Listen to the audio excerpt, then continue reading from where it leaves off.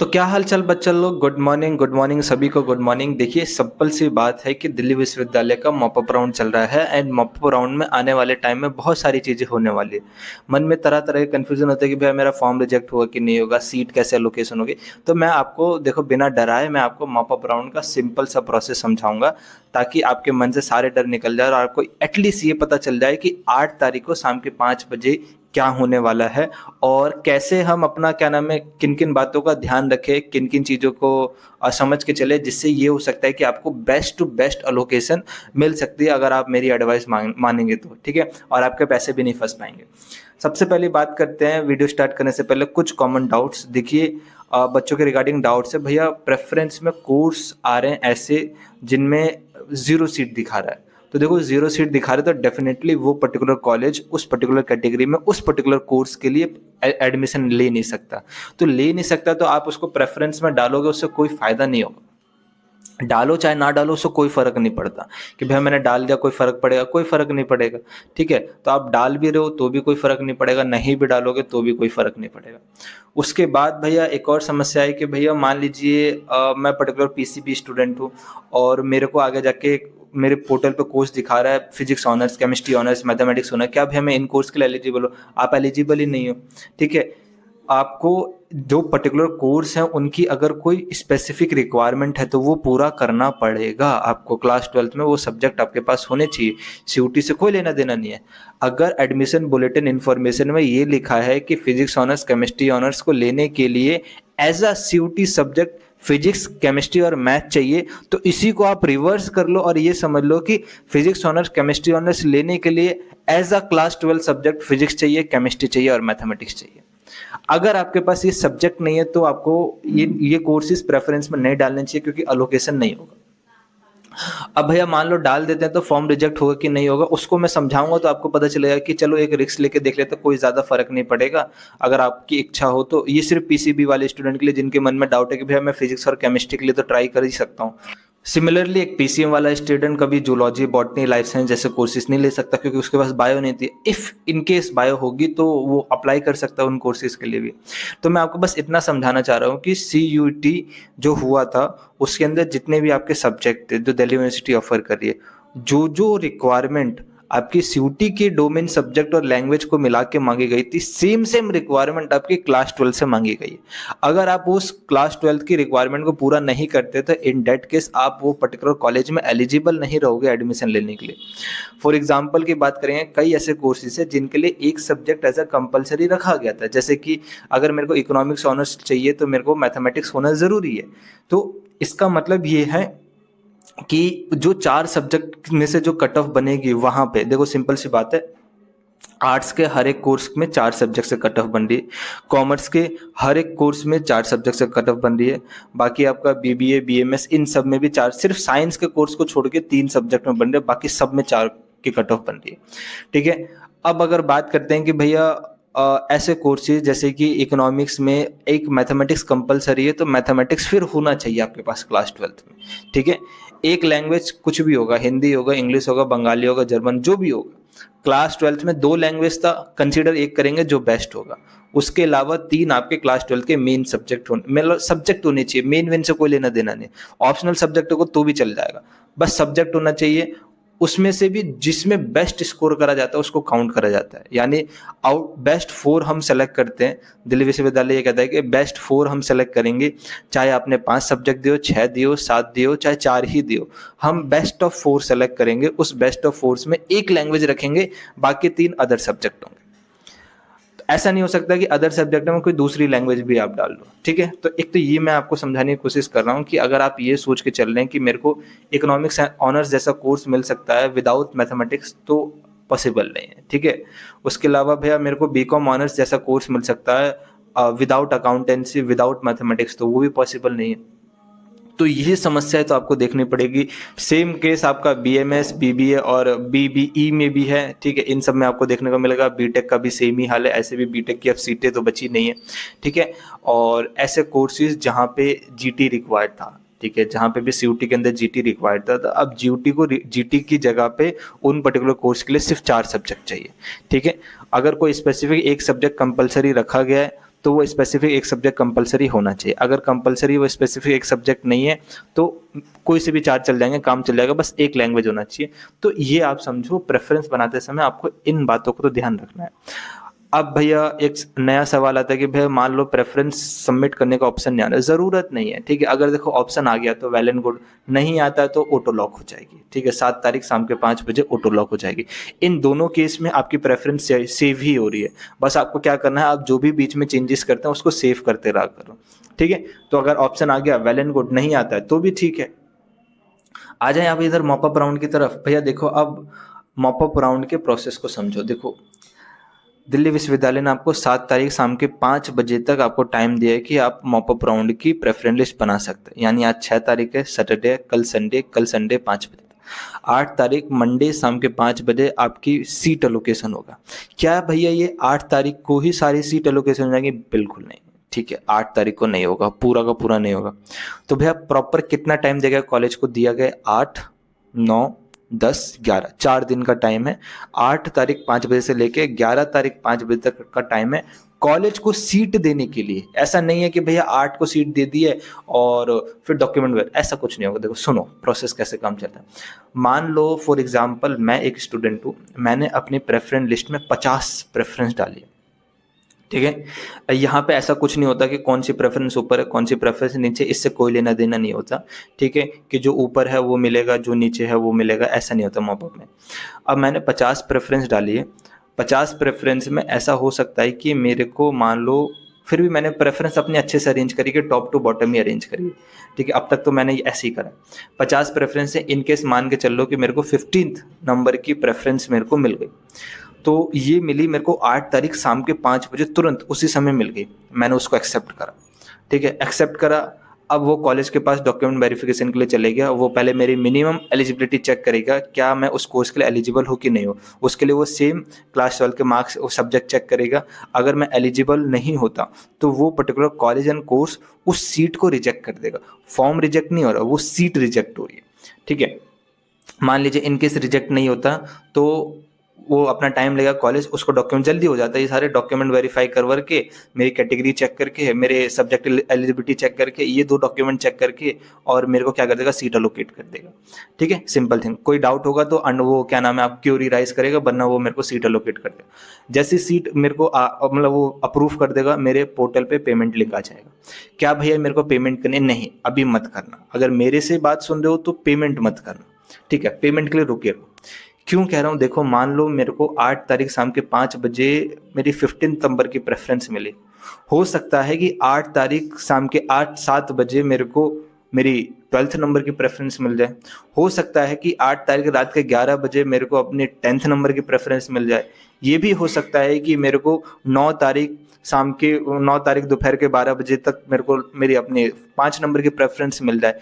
मैं बस आपको ये समझाने की कोशिश कर रहा हूँ कि मॉपअप राउंड में सिर्फ एक सीट अलोकेशन नहीं होता कि आपको एक सीट दे दी उसी को एक्सेप्ट करना है, नहीं। आपको यहाँ पे मल्टीपल सीट्स मिलती है और ज़रूरी नहीं है कि मल्टीपल सीट एग्जैक्ट 8 तारीख शाम के 5 बजे तक ही मिले। ये 8 से लेके 11 तारीख के बीच में कभी भी मिल सकता है। तो इसलिए कह रहा हूँ कभी भी मिल सकता है। तो अभी आपके पोर्टल पे क्या आएगा कि मैंने 50 प्रेफरेंस डाली थी, मान लो मैं 8 तारीख शाम के 5 बजे से लेकर 11 तारीख शाम के 5 बजे तक मैं इंतजार करा और इस बीच में मेरे को 10 कॉलेज में 10 कोर्सेज में सीट अलोकेट हो गई। ये होता यही होगा, ठीक है। और ये मेरे पोर्टल पे दिखाएगा, मेरे पोर्टल पे उस पर्टिकुलर प्रेफरेंस के आगे वो दिखाएगा, ठीक है। इन डेट केस मैं उस सीट को एक्सेप्ट करूंगा, सारी की सारी, ठीक है। मैं सारी की सारी एक्सेप्ट करूंगा बिना सोचे समझे कि मेरे को पसंद है कि नहीं। सारी की सारी एक्सेप्ट करो, मेरी बात समझना। जितनी भी आपको सीट मिले, आपको 2 मिल रही है, 10 मिल रही है, 5 मिल रही है, 1 मिल रही है, सारी की सारी एक्सेप्ट करो। एक्सेप्ट करने के बाद वेट करो कॉलेज की तरफ से अप्रूवल आने का। जिसको रिजेक्ट करना होगा वो रिजेक्ट कर देंगे, जिसको अप्रूव करना होगा अप्रूव कर देंगे। अप्रूव करने के बाद आपके पास पेमेंट लिंक आ जाएगी। अब पेमेंट लिंक पे पेमेंट नहीं करना है। क्यों नहीं करना है? क्योंकि किसी भी कॉलेज में अगर आपने पेमेंट करी तो जितनी भी प्रेफरेंस है उसमें क्या हो जाएगा, आपका नाम गायब हो जाएगा, ठीक है। तो इसमें होता क्या है कि मान लो इनकेस मैं पेमेंट कर दूं और पेमेंट करने के बाद मेरे को कोई नई प्रेफरेंस मिल गई और मेरे को वहां जाना पड़ा, तब वहां आप जा सकते हो आराम से। पैसे देने की जरूरत नहीं है आपको। इस वाले कॉलेज से कहना है कि मेरा पैसा वहां एडजस्ट कर दो और वो एडजस्ट कर देते हैं। लेकिन इतनी भागा दौड़ी को भी अवॉइड करने के लिए ही तो मैं आपको गाइड कर रहा हूँ। आपको क्या करना है, पेमेंट करने की लास्ट डेट हर कॉलेज में 13 तारीख शाम के 5 बजे तक है, वो मैं भी रात तक एक्सटेंड कर देगा, रात के 12 तक, तो समझो यानी भैया 12 और 13 अच्छा खासा टाइम है 2 दिन का। तो मेरे को करना क्या है, मेरे को कुछ नहीं करना, मेरे को 8 तारीख से लेके 11 तारीख के बीच में जितनी भी सीट मिलती है एक्सेप्ट करते जाना है, ठीक है, एक्सेप्ट करते जाना है। जितनी भी मिल रही है, 2 मिली, 5 मिली, 10 मिली, 15 मिली, सबको एक्सेप्ट कर लिया। सबकी तरफ से कॉलेज ने डॉक्यूमेंट वेरीफाई करके एलिजिबिलिटी चेक करके, जिसमें मेरे को रिजेक्ट करना था रिजेक्ट कर दिया, ठीक है, जिसमें मेरे को अप्रूव करना था उसमें अप्रूव करके मेरे पर्टिकुलर पोर्टल पे उस पर्टिकुलर सीट के आगे, प्रेफरेंस के आगे पेमेंट लिंक जनरेट कर दी। अब जैसे पेमेंट लिंक जनरेट होगी, मैं वेट करूंगा एक बार 11 तारीख 5 बजे तक खत्म हो जाए। क्यों खत्म हो जाए, क्योंकि जैसे ही वो खत्म हो जाएगा, इसके बाद ये क्लियर हो जाएगा कि अब मेरे को कोई नई सीट अलोकेशन नहीं होने वाली है, कोई नया कुछ मिलने वाला नहीं है, ठीक है।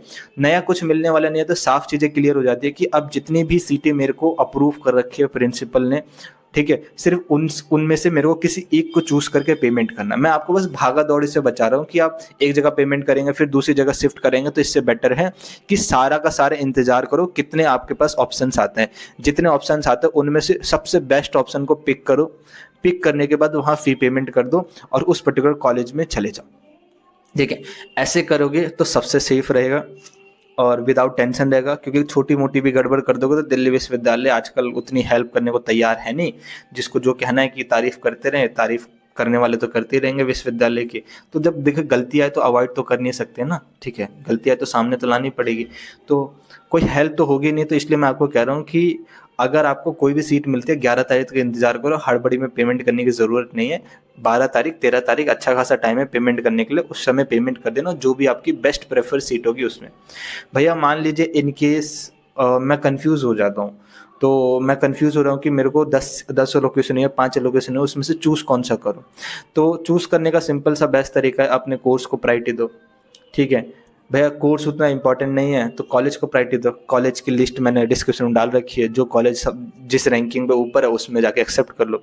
भैया फिर भी कंफ्यूजन है कैसे कर सकते हैं, तो देखो ये बहुत लंबा जल्दी प्रोसेस होगा, ठीक है। मैं कहूँगा 11 तारीख 5 बजे ख़त्म हो गया, 11 तारीख 5 बजे से लेके 11 तारीख रात के 12 बजे तक मेरे को इंस्टाग्राम पे जितने मैसेज करने कर देना, मैं उसको देख लूँगा किसी भी हाल में, और वो उसी समय 11 तारीख को मैं क्लियर कर दूँगा रात को ही, ठीक है, रात तक क्लियर कर दूँगा, ताकि आपके मन में मैं 12 तक और ये 13 तक का टाइम नहीं डालूँ। तो ये पहले से अपने दिमाग में रखो कि भैया से कुछ पूछना है तो 11 तारीख 5 बजे के बाद 12 बजे से पहले ये सारा चीज़ पूछ लेना है, ताकि एटलीस्ट आपके पास टाइम होगा 12 और 13 पेमेंट करने का। क्या पता 12 कोई मैसेज करे और मेरा रिप्लाई करो कि मेरा आएगा, मतलब वेट करो कि मेरा रिप्लाई आएगा और उसमें आने में टाइम लग गया, तब तो सीट चली जाएगी। तो इससे बेटर है कि अभी से ये चीज़ें समझो। इंस्टाग्राम का लिंक डिस्क्रिप्शन है, वहाँ पे मेरे को तुरंत मैसेज करना, मतलब मैसेज करके लाइन लगा देना और मैं आराम से सब बच्चों को रिप्लाई कर दूंगा कि हाँ ये ले लो, ये ले लो, वो ले लो। और ये ज़रूर बताना कि भैया मैं आगे करियर में करना क्या चाहता हूँ, ठीक है। अगर हर जो भी आप प्रेफरेंस भेज रहे हो उसके साथ ये ज़रूर बताना कि भैया मेरे को आगे फ्यूचर में करना क्या है, और इससे ताकि एटलीस्ट मैं आपका आइडिया लगा सकूं कि हाँ क्या कॉलेज क्या कोर्स है। और हो सके तो अपना नंबर भी नीचे लिख के रखना कि अगर किसी के तुरंत बात भी करनी हो तो मैं उसी समय रात को बात भी कर लूँ। तो ये सारी इन्फॉर्मेशन मेरे को आपको देनी थी। अब मेरे ख्याल से आपको 13 तारीख तक मेरा ज़रूरत नहीं पड़ेगा, 11 तारीख तक तो नहीं पड़ेगा, जो जो होने वाला है मैं बता चुका हूँ। ऐसे ही करना प्रोसेस को, और कोई डाउट होगा कमेंट बॉक्स ओपन है, कमेंट करना, चैनल को सब्सक्राइब रखना, बेल आइकन को हिट रखना ताकि ड्यू और बीएचयू के लेटेस्ट अपडेट मिल सके। रही बात भैया सब पूछते हैं भैया प्रेफरेंस दे दो, प्रेफरेंस दे दो, बायोलॉजी की प्रेफरेंस दे दो। प्रेफरेंस दे रखी है बच्चा, ठीक है। प्रेफरेंस किसकी प्रेफरेंस होती है, कॉलेजेस की प्रेफरेंस होती है, कोर्सेज की प्रेफरेंस नहीं होती है। वो तो मेरा खुद का इंटरेस्ट है ना, कि मेरे को जूलॉजी पसंद है, मेरे को बॉटनी पसंद है, कि मेरे को लाइफ साइंस पसंद है। जो मेरे को पसंद है वो ऊपर रहेगा। अब वो पसंद है तो किस हद तक पसंद है, क्या मैं उस पर्टिकुलर कोर्स के साथ एकदम डाउनग्रेड कॉलेज में जा सकता हूँ, या उस पर्टिकुलर कोर्स के साथ एक लिमिट नंबर ऑफ कॉलेज में आऊँ एंड देन उसके बाद मैं कोर्स को स्विच कर लूँ, लेकिन कॉलेजेस वो लिमिटेड तक रखूँ। तो इसी के लिए एक कॉलेजेस की पीडीएफ लिस्ट बनाई थी मैंने 2 पेज की, और वो फोटो हैंड रिटन है, ठीक है, वो नीचे लिख रखी है, डिस्क्रिप्शन में मिल जाएगा, ड्राइव लिंक है, वहां से डाउनलोड कर लेना। सेकंड थिंग, उसको समझो, जो स्लॉट होते हैं ना, कि एक प्रेफरेंस लिस्ट में कैसे स्लॉट बांटे गए, कि ये टॉप कॉलेजेस है, ये एवरेज कॉलेज है, ये नियर टू एवरेज है, ये लो ग्रेड कॉलेजेस है। कहाँ पे जाके मेरे को कोर्स स्विच करना है, जहाँ कहाँ पे जाके मेरे को कॉलेज स्विच करना है, इसके लिए एक वीडियो बनाई थी बहुत पहले, जिसमें मैंने उसी प्रेफरेंस लिस्ट को एक्सप्लेन करा कि उस प्रेफरेंस लिस्ट को इस्तेमाल कैसे करना है। ठीक है, तो मैं कहूँगा प्रेफरेंस लिस्ट डाउनलोड कर लो, एक तरफ वो रखे रहो प्रेफरेंस लिस्ट, ठीक है, दूसरी तरफ वो ड्राइव में वीडियो का भी लिंक है, उस वीडियो को भी देखो। ठीक है, ये दोनों देखोगे तभी जाके एक अच्छी प्रेफरेंस बना पाओगे।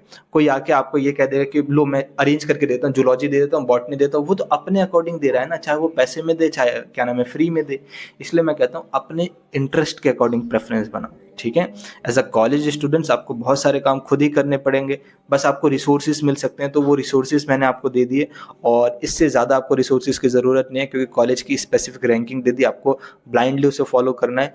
कॉलेज की रैंकिंग को समझाने के लिए स्पेसिफिक रैंकिंग में कि कैसे स्लॉट डिवाइड करे गए हैं, कहाँ पे आपको कोर्स स्विच करना है, कहाँ पे आपको कॉलेज स्विच करना है, ठीक है, वो आपका इंटरेस्ट होता है, वो आपका पर्टिकुलर इंटरेस्ट होता है कि मैं उस पर्टिकुलर कोर्स की तरफ पूरा का पूरा डेडिकेटेड हूँ, या फिर कोर्स में थोड़ा बहुत चेंज कर सकता हूँ, लेकिन थोड़ा बहुत कॉलेज भी अच्छा होना चाहिए, या फिर पर्टिकुलर कॉलेज की तरफ डेडिकेटेड हो तो कोर्स कुछ भी चलेगा।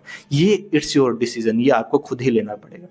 ठीक है, बाकी स्वस्थ रहो, मस्त रहो, टेंशन लेने की जरूरत नहीं। अब मेरे ख्याल से और कोई अपडेट देना नहीं है। हाँ, बस एक लास्ट अपडेट दे दूं कि कल शाम के 7 बजे से पहले पहले सॉरी कल 7 तारीख शाम के 5 बजे से पहले पहले आपको जो भी अपने प्रेफरेंस में चेंज करना होगा उसको चेंज करके सेव कर देंगे। सबमिट का टेंशन मत लो, अगर सेव कर दे रहे हो तो ऑटो सबमिट हो जाएगा।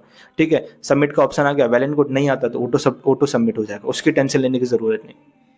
ठीक है, और बाकी 8 तारीख शाम के 5 बजे रिजल्ट आएगा, तो ये सारी चीज़ें आप पोर्टल पे भी जाके चेक कर सकते हैं। और कोई डाउट होगा तो मैं हूँ इधर, ठीक है, इंस्टाग्राम पे मेरे को मैसेज कर सकते हैं, कमेंट बॉक्स से कमेंट में मेरे को मैसेज कर सकते हैं।